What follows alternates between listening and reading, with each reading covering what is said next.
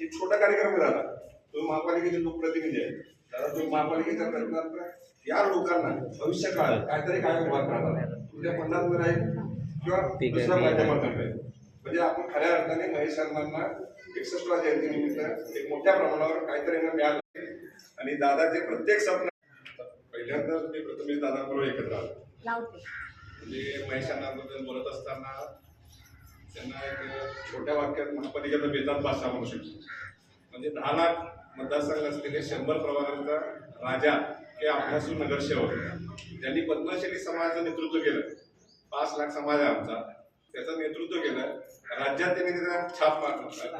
केंद्रात हैदराबादमध्ये शहरासारखे आहे तिथं पूर्ण भारतात पद्मश्रीचा एक मोठा वर्ग आहे. त्या समाजाचं नेतृत्व महेश अण्णांनी केलं.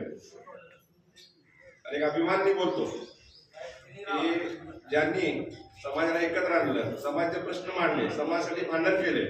पण दुर्भाग्य असं आहे की त्यांना एक मोठ्या पदाचा शेवटपर्यंत संधी मिळाली. पण दादा आज या निमित्ताने जयंतीच्या निमित्ताने तुम्हाला नंतर मी भारावून गेलोय. कारण घर काय असतं आणि आपण घरात राहत असताना सगळे आजूबाजूला असताना आपल्याला एक सुरक्षितता वाटत असते. पण आज तुम्ही प्रत्येकाला इथं आल्यानंतर घरासारखी वागणूक तुम्ही या ठिकाणी देताय, त्याबद्दल इकडच्या सर्व संस्थापकांचा सुद्धा मी मनापासून आभार व्यक्त करतो.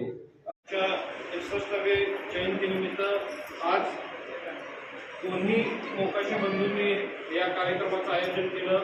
प्रथमतः मी त्यांच्या मनापासून आभार व्यक्त करतो. कारण समाजात काम करत असताना समाजातील प्रत्येक घटकाला आपण कधी कधी देवाला प्रिय झाले आणि देवाने त्यांना उत्तर दिलं. तेव्हा त्यांच्या पश्चात केला आपण त्यांची या ठिकाणी 61व्या जयंती साजरी करून आणखी त्यांच्या पुण्यलाभामध्ये आपण पुण्य संपादन करून त्यांची गती सद्गती करत आहोत आणि त्यांचं जे पुढचं जे काही जीवन त्यांना मिळत आहे ते अतिशय चांगल्या पद्धतीने जीवन मिळणार आहे, मिळत आहे. आणि ते पुन्हा आपल्यामध्ये मार्गदर्शक म्हणून त्यांच्या ज्या नीतिमूल्यांनी तत्व आणि ते आदर्श होते ते आपल्याला समोर मार्गदर्शन करीत आहे. अशा पद्धतीचं या ठिकाणी हे आपण